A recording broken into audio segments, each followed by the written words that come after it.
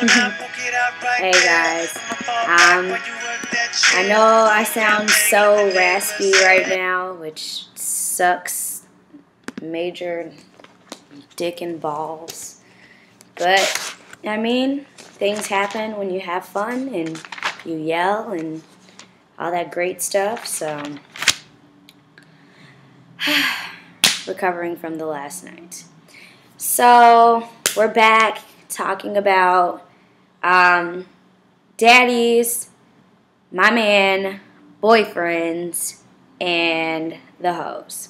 Part 2. So I left off letting you know that you cannot have a relationship without trust. Comedy was the next one.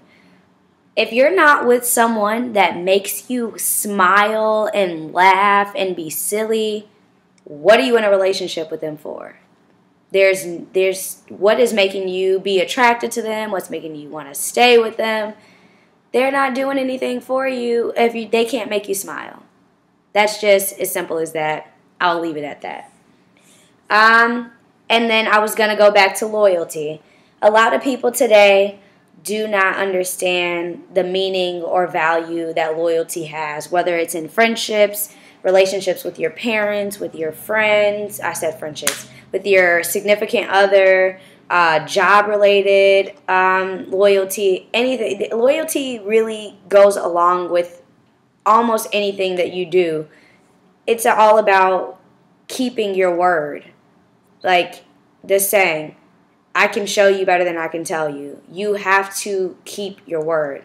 If you say you're going to do something or you say you're going to be somewhere, show people that you're about it. You can't say like, oh, I'm always on time, I'll be there, but then you always show up 5 minutes late. That's not how it works.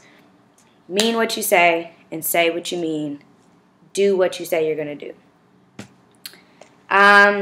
So now we can get into types of guys. So I was asked to address what are my views on these specific types of guys based on my experiences and what I do to go about either turning them down or pursuing them or only being friends with them, whatever. So, I was going to just do I have a long breakdown of pretty much the bigger category types of guys that there are.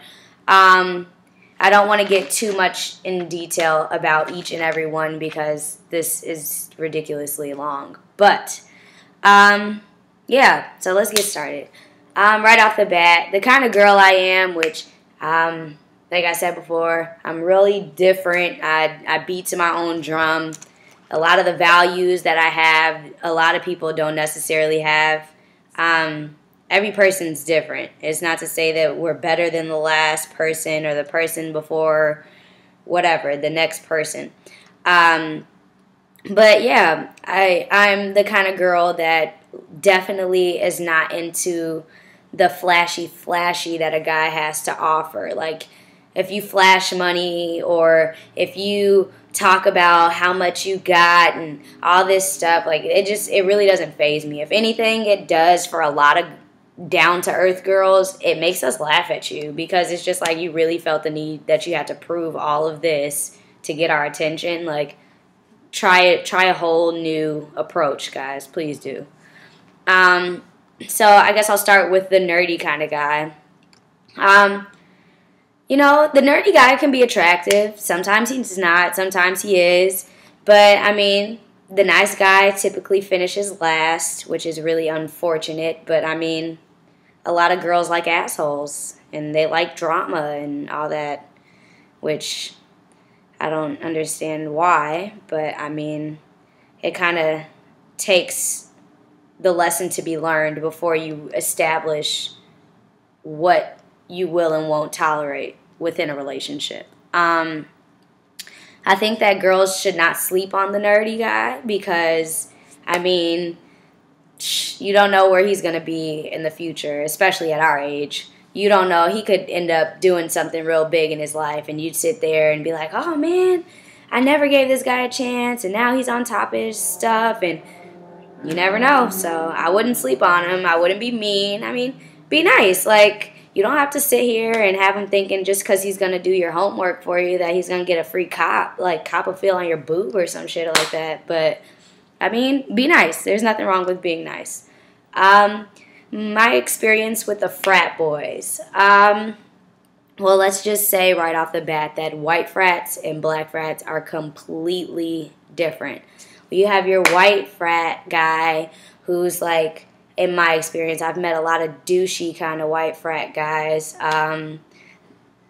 They don't really care where they sleep as long as they're sleeping in it. I don't know, they're really cocky. They are flashy because I guess their parents have money to put 20 keggers at their keg party every weekend. I don't know what that is all about, but those are definitely the kind of guys I usually would be like, stay away from. Like, they just, on top of the fact that if you've ever been to a frat house, you know how dirty it is, and whole other stories. The black frat guys. This one kind of, it pulls both ways because you got some of your black frat guys that are like the player, you know, they get all the girls and they're real smooth with it, you know, hit a shimmy one time or something, but you be weak as hell for it, and sometimes you can't help yourself. But I mean, there's nothing wrong with like flirting and getting to know them or anything like that, but I definitely say, you know, you gotta be careful with those ones. You gotta keep your head on, because I promise you'll fall sucker to whatever they're selling you. And I mean, you know, you also have the other ones that are, you know, a little bit more mama's boy oriented. You can tell every time they cross and they're like, I want to thank my mom. I love you, mom. And you helped me. And I'm the man I am today. And blah, blah, blah. Those are kind of guys you can kind of be like, okay, he got some values about, you know, respecting a woman. And I mean, but for those black frat guys, I feel like that's one of the hardest things to try to figure out, because sometimes you just really can't tell. They could be smooth as hell, or they could be just gaming the whole way through. The thug. I guess some girls are into that kind of type. And let me just reiterate, the thug is not like the, you know, swole muscle guy necessarily. Like, the thug can be the guy that, like, just, what does he do in his spare time? Does he sell drugs? It doesn't even have to be sell drugs. I'm just going to eliminate that all overall. What is his hustle? That's what you might want to know before getting involved with a thug. Me personally, not my style. If you're doing some illegal stuff as your spare time, like, and I mean like hardcore illegal. If you're doing, you know, some little minor stuff, that whatever. But if you're doing some hardcore, like, you got the mafia, I don't know what's going on, I would say stay clear away from that. There's never anything good coming out of illegal activity, especially over extended periods of time. The baby daddy. I feel like this is for older, it's creeping down to our generation, so I mean, I guess it's not even necessarily older. But, a younger baby daddy, I wouldn't really probably give the time of day, because 9 times out of 10, him and his baby mama are still very heavily involved in trying to figure things out, which is a whole complication within itself. And then on top of that, having a kid. So honestly, his priority should be his child at that point. If he's looking for a relationship and he has a newborn or whatever, and you're 19, 20, you need to reevaluate your priorities, honestly. Now, for the guys that are a little bit older, more into themselves and what their career and having a job and all that, and they have an agreement established with, you know, time that they're going to spend with their kid, time that they're working, time. You can tell when somebody has their stuff together versus someone that just completely does not. And, I mean, that if you can tell you got his stuff together and that's who you call yourself liking, do what you got to do. But don't say that people didn't tell you there could have been complications because of the baby mama. Because 9 times out of 10, she gonna be crazy. The flirt. If you're not a flirt yourself, dating a flirt is probably not the thing for you, because flirting to almost everyone is harmless.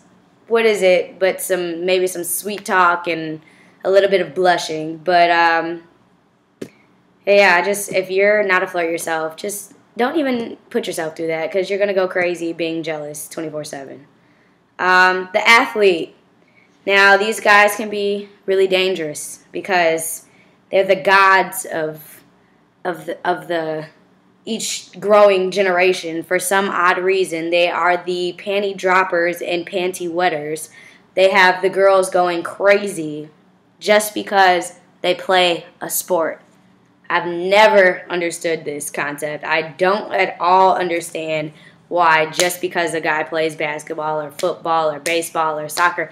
Never understood how girls just go berserk.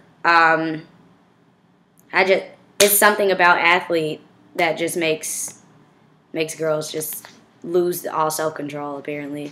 I dated an athlete once, which it started off kind of interesting. I liked him a lot. He was a really nice guy, actually. He was one of the nice athletes who actually only dated one girl at a time. And the thing was, his ex-girlfriend, I guess she didn't like that too much. So I was getting, like, phone calls and threats to me, and, like, I almost had to call the cops. Like, it was a really serious ordeal. Like, they were really, I don't know, her and her little friends were really upset. But I think their anger should have lied within themselves. Like, sorry that you messed up your, I don't know. I guess he just fell off with the girl, but whatever. Yeah, I couldn't really take the blame because he wanted me to be his girlfriend. Like, whatever. They got over it eventually. They stopped harassing me. The flashy guy. So, I'm not really, like I said before, things like that don't faze me. You're either born a daddy or you're not born a daddy. And if you're not born a daddy, sorry. Only people that really have potential in becoming a daddy is a boyfriend, but the chances of that happening are slim to none. Again, these are from my own experiences. I would say whenever any guy approaches you, be nice. You don't have to be a bitch about it. You don't have to be like, don't talk to me. You can speak. You can say hello. I mean, you never really know who or what you're going to be dealing with. It's all about the chance that you want to take with it. I'm actually going to have a guest come on and explain the titles of these past two videos so that you understand what it means to be a daddy, a man, a boyfriend, or a hoe. You might want to try to figure out which one you are on this little pyramid. I'll talk to you soon. My next topic is going to be about relationships and why it seems as though it's not just between two people anymore. So stick tuned for that. Tater Tot Tells, tweet about it, tell your friends about it. Love me, hate me, I love you. Subscribe. Below, info, send me topics and questions.